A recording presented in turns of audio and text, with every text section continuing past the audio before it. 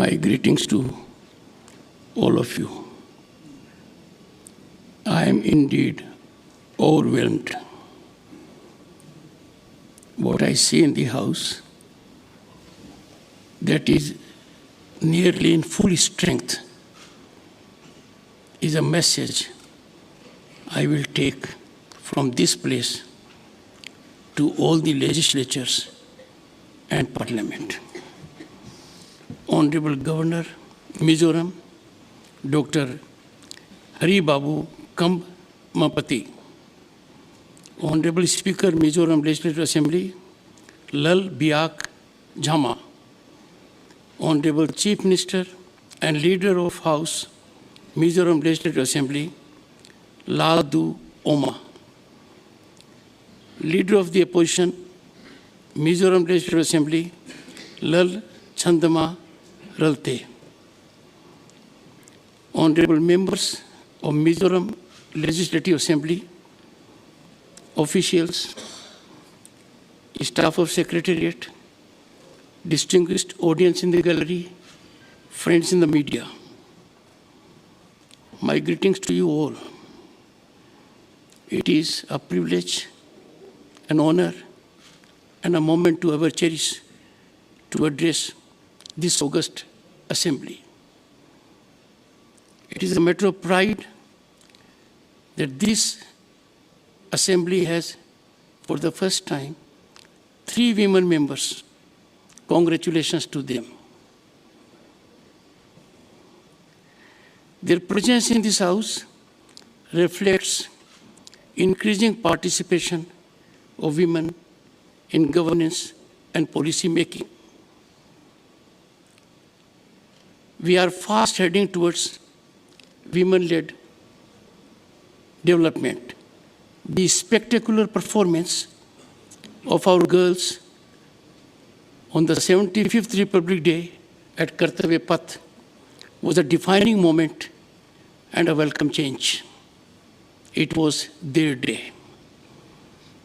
On September 20 and 21 last year, Lok Sabha and Rajya Sabha passed a constitutional legislation, Nari Shakti Vandan Adhiniyam, providing for 1/3 reservation for women in Lok Sabha and state legislatures. This became law and a constitutional prescription with the signing by the Honorable President of India, Srimati Draupadi Murmu, the first tribal and the first woman tribal to occupy the highest constitutional office in the largest democracy on the planet, home to 1/6 of humanity. What a glorious moment, an epochal event, a tribal woman president, embedding this historic change, this game-changer provision in our constitution.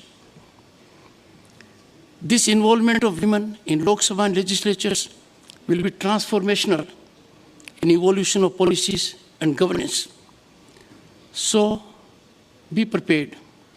In the state assembly elections to come, witness amazing, soothing spectacle in this House of 40, where 13 or more members will be women participating in policy making and governance.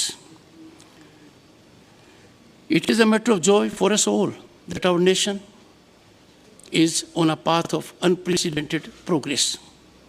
Our economy a decade ago was at number 11 in the world. Now we are the 5th largest global economy, ahead of Canada, UK, and France. As a nation, we are already the 3rd largest in terms of purchasing power. In coming 2-3 years, by all indications, we will be the 3rd largest global economy, ahead of Japan and Germany.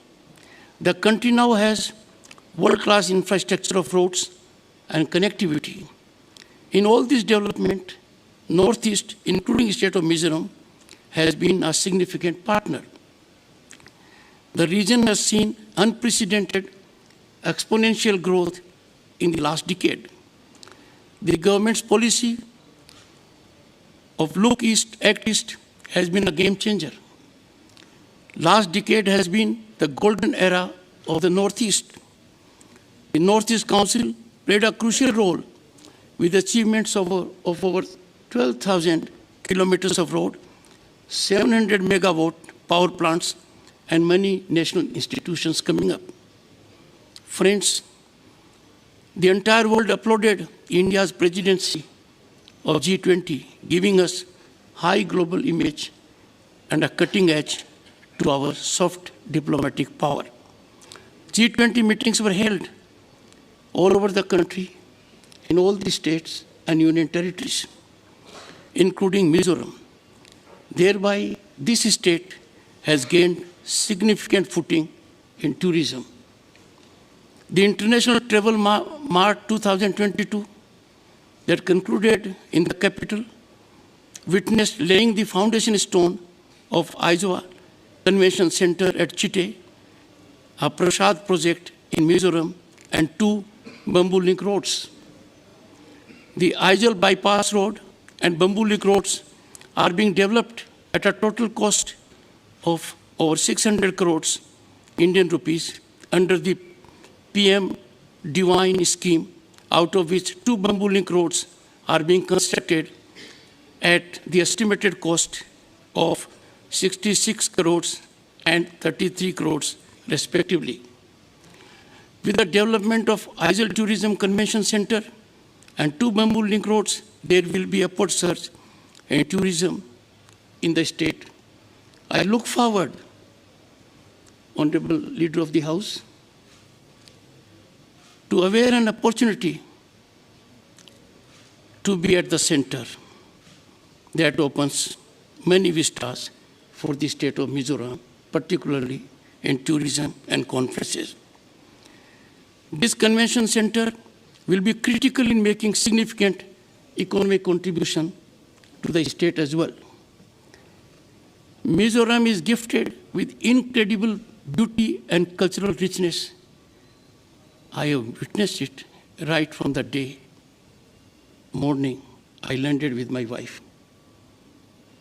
I inquired from the Honorable Governor, which is the hill station of Mizoram. The Honorable Governor said the entire state is hill station. We will not find such forest coverage elsewhere in the country. Surrounded by lush green hills and villages, had the occasion to see the soothing spectacle. These development activities will enhance tourism in the area, and there is potential for the same to be exploited. I commend members of this august assembly for reflecting discipline and decorum worth emulating by others. I look back at the Constituent Assembly debates. For about 3 years, the Constituent Assembly debated, discussed, deliberated. Constituent Assembly grappled with issues that were contentious, highly divisive, highly emotive. There never was an occasion for them either to engage in disturbance or disruption or come to the well. I find in this house what I have seen and heard about it quite close to the performance of the Constituent Assembly, members of which assembly gave us the great Constitution. I will take this message in all earnestness because I am motivated, inspired, that if such an ecosystem is there in temple of democracy, the nation benefits, the state benefits, and the people prosper. Friends, we all in nation are part of Marathon March for Viksit Bharat at 2047. This August Assembly needs to roll out a roadmap of growth and development that is futuristic and contributes to the success of this glorious marathon for Viksit Bharat at 2047, when we'll have the occasion to celebrate centenary of our independence. Friends, your enormous potential in tourism, horticulture, local art, and products need to be fully exploited. It makes available to young minds great opportunities. The remarkable focus on the Northeast India with a separate department at the central government has resulted in great outcome. The exponential rise in physical and digital connectivity, roads, has been a game changer. We all in the country have to keep our nationalism uppermost. We have to take pride in being citizens of this great nation. We have to be proud of our exponential, phenomenal rise in all sectors that is being applauded by global institutions. It is time for us to be guided by what Dr. Ambedkar has reflected. I quote, "You should be Indian first, Indian last, and nothing else but Indian," unquote. Honorable members, I take the opportunity to invite all the honorable members to be my guest and visit new building of Parliament, Bharat Mandapam, where we had the great occasion to have G20 final meeting. Yashobhumi, the venue of P20, as my guests. It will be an honor to me and to members in the Parliament that they will be able to interact and give a different kind of thought process, how a house can be handled so decorously and in a dignified manner, giving highest productivity. Honorable members, we have to look at the contemporaneous scenario. Contemporary scenario for India at the moment is upbeat in every walk of life. If we talk in terms of economic development, the world is taking us to be hotspot of opportunity and investment. We are being ranked very high by global institutions like International Monetary Fund and the World Bank. When we think in terms of infrastructure, what was not obtaining earlier, something which was beyond dream and contemplation, is a ground reality. I had the occasion to be member of Lok Sabha in 1989, and the leader of the House had the occasion to be there in 1984. We know the situation then, and most of you gather about it. We were in a very difficult situation, economically and otherwise. Imagine the plight of the nation that once was known as a golden bird, Sone ki chidiya. The gold had to be airlifted, placed to 2 banks in Switzerland to sustain our fiscal credibility. And now that is something which we can't recollect. We are marching ahead of other nations, developed nations. Those who sought to give advice to us are seeking our advice. They are coming to this country with hope and optimism to make opportunities available to them. In this kind of upbeat scenario, it lies in the domain of legislature to play the decisive role of enlightening the executive and ensuring that we are on a passage that is fastest so that we become a global power. Never before our youth had an ecosystem available to them that they could, by virtue of governance policies and initiatives, exploit their talent, realize their ambitions and dreams. This state is full of hope and possibility.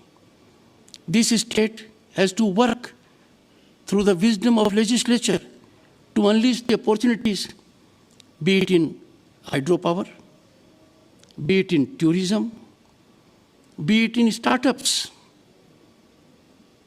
these are the times where a constant of place is no longer a constraint.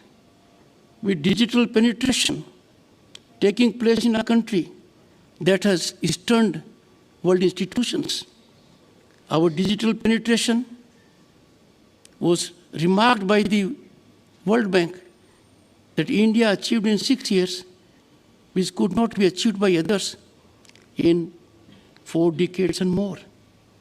If we take it, our transactions in this forum in 2022, they were 4 times the transactions of USA, UK, France, and Germany taken together. Look at the genius of our people, their adaptability to technology, that per capita internet usage in our country is more than that of China and USA taken together. The entire country could weather the storm of pandemic COVID because we had a mechanism of having inclusive growth. It is difficult for the world to recognize, and they admitted only after results, that in this country there could be 500 million bank accounts that reflects adequately of banking inclusion of the ordinary person, the person in the last row, to take benefit of governance. The nation stands for all. The kind of development, I can assure you, friends, is taking place not in a periodical manner. Everyone is benefiting thereby. And this part of the country in particular is gifted by nature with beauty, elegance, forests, ecology. There can hardly be a rival place where there are opportunities for tourism. I call upon members of the Assembly, in tandem and togetherness, evolve a mechanism so that youth of your state are able to take full advantage of the opportunities that lie ahead of them, including in areas of which you all are aware, disruptive technologies. We have to live with them, we have to use them, we have to face the challenges they offer us. And that can be done only when in one voice, this august house, gifted house, well-representative house shows the way to the youth and other people that yes, time for you to unlock the lock and reward the nation and state with progress that is ours. I thank each one of you for sparing time. I know, having been a junior parliamentary affairs minister in 1990 and chairman Rajya Sabha, the presence in this number, it could not be more. I am greatly touched by your presence. I carry these memories in my heart all my life. Best of luck to all of you, best wishes, and I look forward to receiving you as Chairman Rajya Sabha as and when you make it convenient in groups or individuals. Thank you so much for the time and opportunity made available. Thank you.